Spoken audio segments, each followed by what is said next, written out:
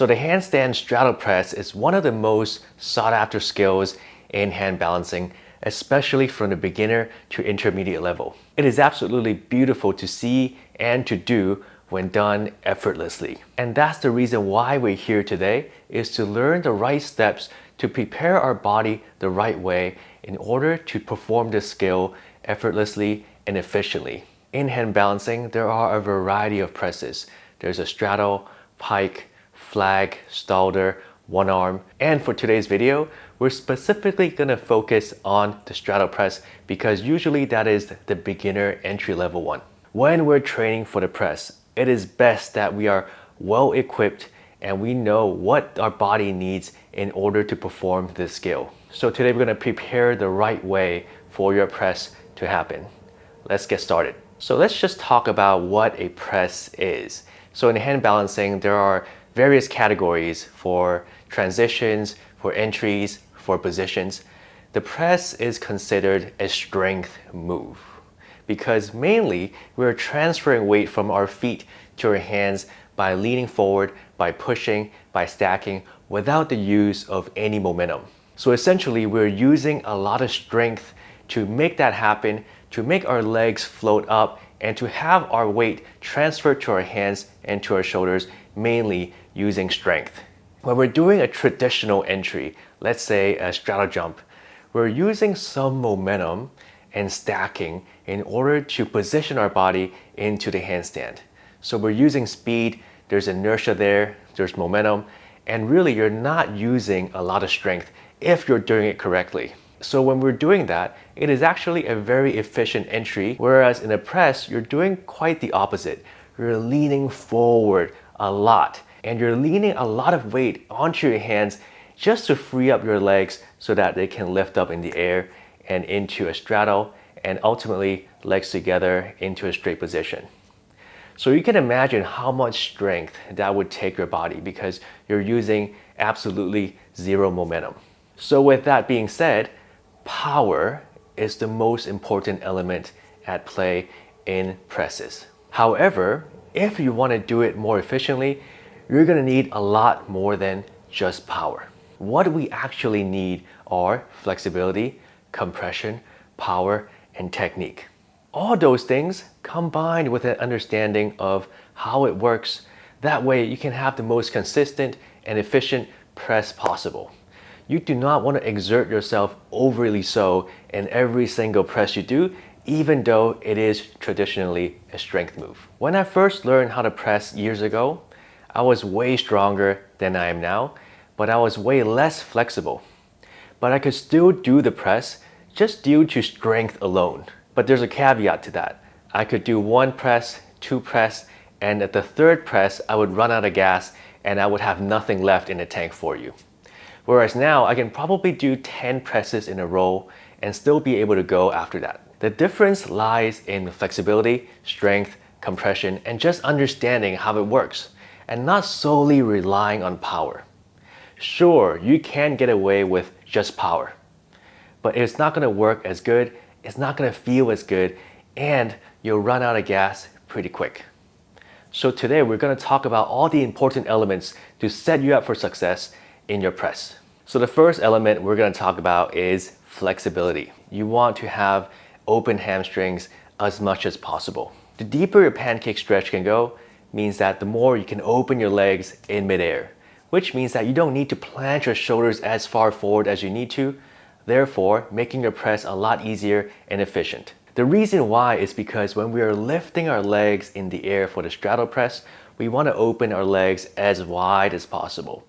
When we're doing that, the shoulders can stay more in the middle and generate power. When your shoulders have to planche forward because of the lack of flexibility in your hamstrings, that means that you're not pushing directly to the floor. You're in a planche strength mode, which is a lot heavier, and also it'll bring added pressure to your wrists. Essentially, you're leaning forward a lot, and it's gonna be extra heavy for you, especially with legs hanging so low in the back, like in the press.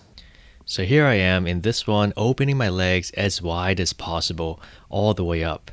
And in this one here, I'm not going to open my legs as wide, almost like in a V shape, And this is just what happens when your legs are not that flexible. You end up having to pike a lot on your way up, and I'm going to take the same route coming back down. And then from the side angle, you can see my shoulders have to planche just slightly for me to lift my legs up and to apply compression. When my legs are stacked, you can see my shoulders are already pretty straight and my line is clean, therefore I am at my lightest. And when I go up, basically my line, my center of gravity stays the same. And here in the more narrow straddle, you can see my shoulders are very planched and I have to lean a lot more forward than before. And when my legs are stacked on a horizontal plane, my shoulders are still planched forward. Just coming out of this position and pushing myself back to a straight line will be pretty difficult. And now let's compare them directly on top of each other. Notice how my shoulder is way more forward and my legs are way lower. This is going to be very heavy on your shoulders, on your wrists. So it's always easier to open your legs wider in your straddle press. So the wider your legs can open, the shorter route you're going to take to be stacked. And that's the ultimate goal, is just to stack our body in the shortest amount of time possible. And the more narrow your legs are, let's say your legs are in a V shape, that means you have to lean a lot forward with your hips and your shoulders as well, just to have your feet leave the floor. And from that point on, you're going to have to push yourself back up from a planche position into a straight line, which is very difficult. So it's absolutely essential that we open the hamstrings as much as possible so that we can prepare for the press a lot easier. We're not just using dull strength and raw power to take ourselves up. We are taking advantage of other parts of the body to make the entire press a lot more efficient. So we can begin our pancake stretch by opening our legs into a V shape. You can flex your feet. In the beginning, it's a good idea to use blocks and just place them in front of you so you have something to hold on to. If the blocks are too high, you can adjust it to a lower setting. If you are more tighter, then higher settings would be more suitable. Eventually, you want to bring your chest down, looking forward, chin up, because you want to keep your spine completely straight and simply just hinge from the hips so that you feel everything in your legs, in your hips, without sacrificing the back.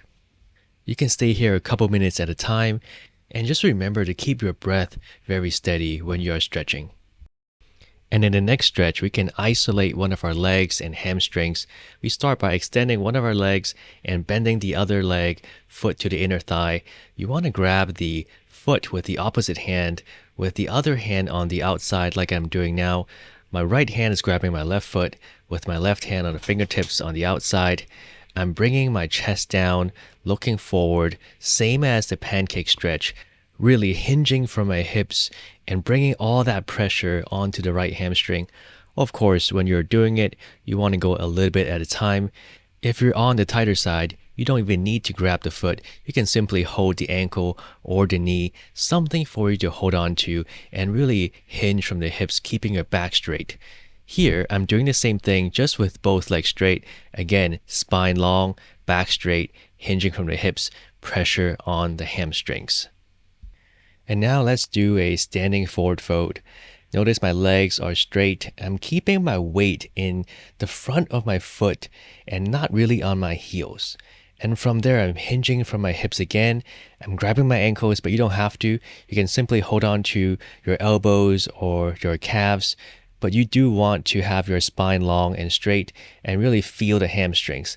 And really the same thing here. My right leg is completely straight. I'm looking forward slightly. My chin is on a neutral level and I'm keeping my spine as long as I can while bringing my chest down to my leg.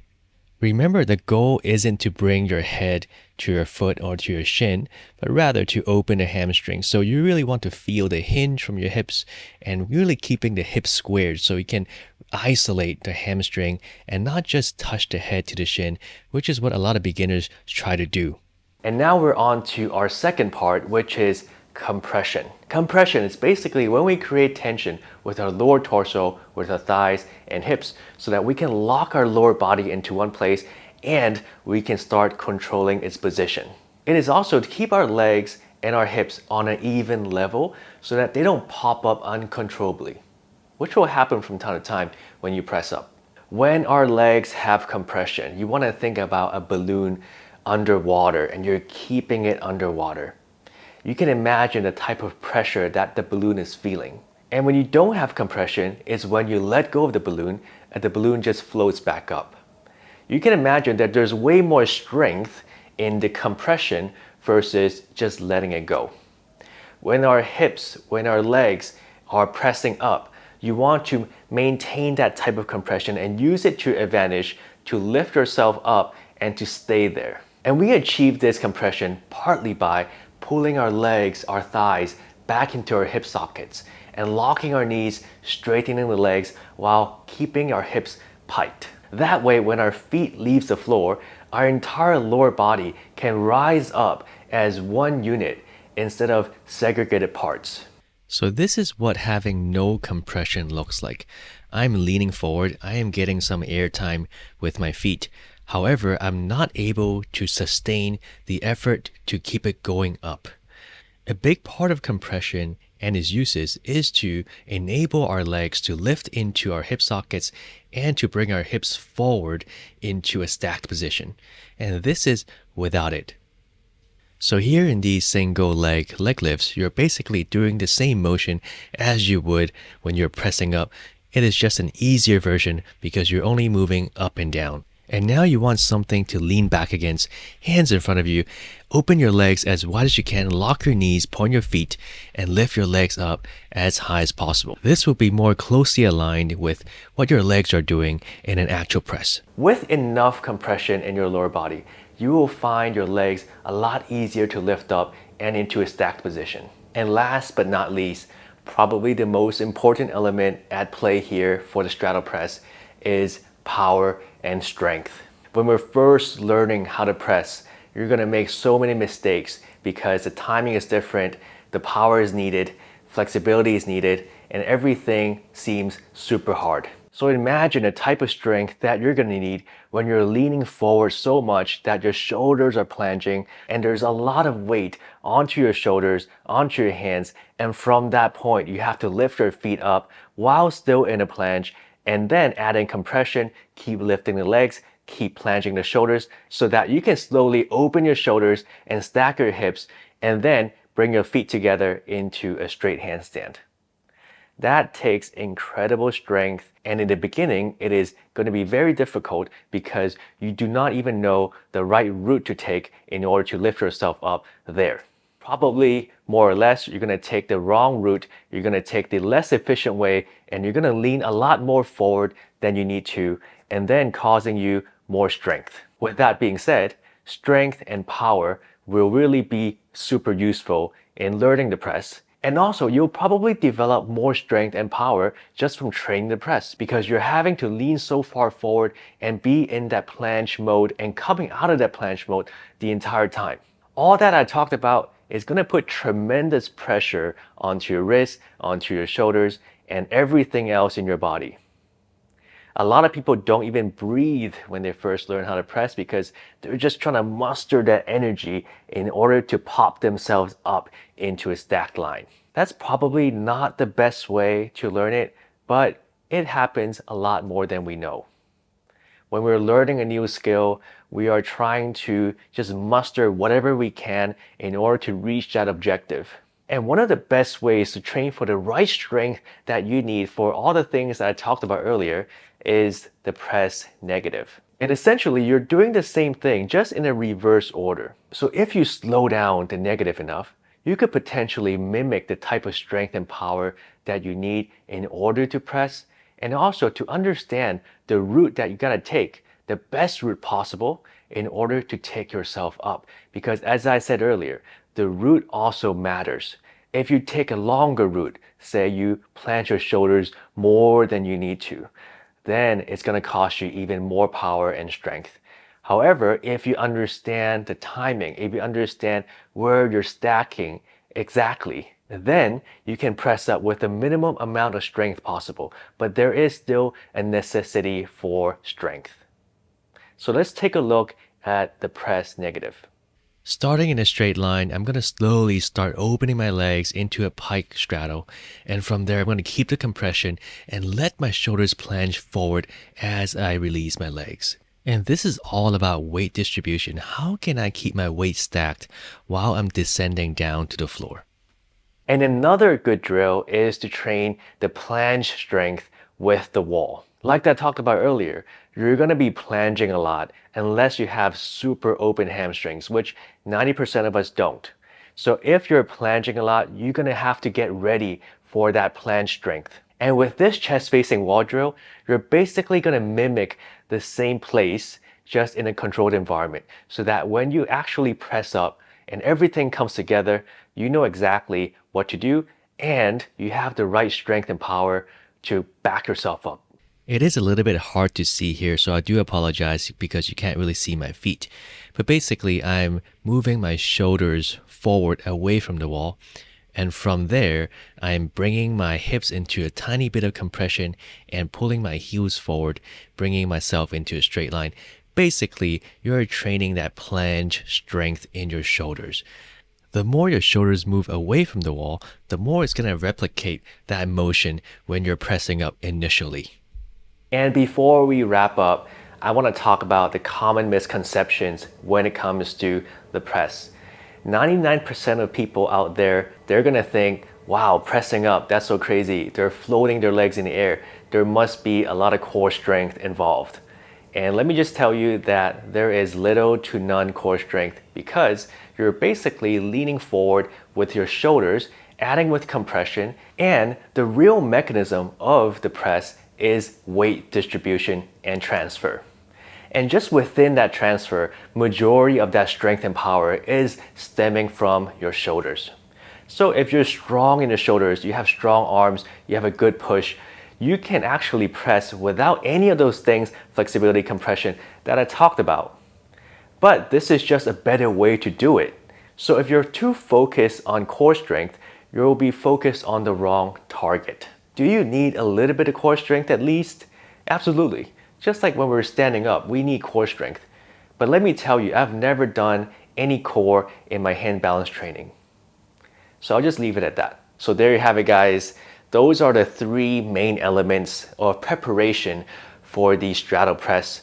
Of course, if you want to ignore everything and just be super strong and press up, that also works. But I guarantee you it's not going to look as good and your finished product will be very different than if you have flexibility and compression involved. In the next video, I'm actually going to go into the drills that you could train in order to get the press. But the preparation, in my opinion, is probably as important as the actual drills for the press itself. So don't skip the basics, follow every step, and pay attention to the details. If you guys liked the video, please hit subscribe and comment and like. Again, thank you guys so much for watching the videos. If you guys want online coaching, I do have several spots open, whether it's one-on-one Zoom or custom programming and video feedback. Visit my website for more information. Love to see you guys there. Always a pleasure. Thank you. Have a great training.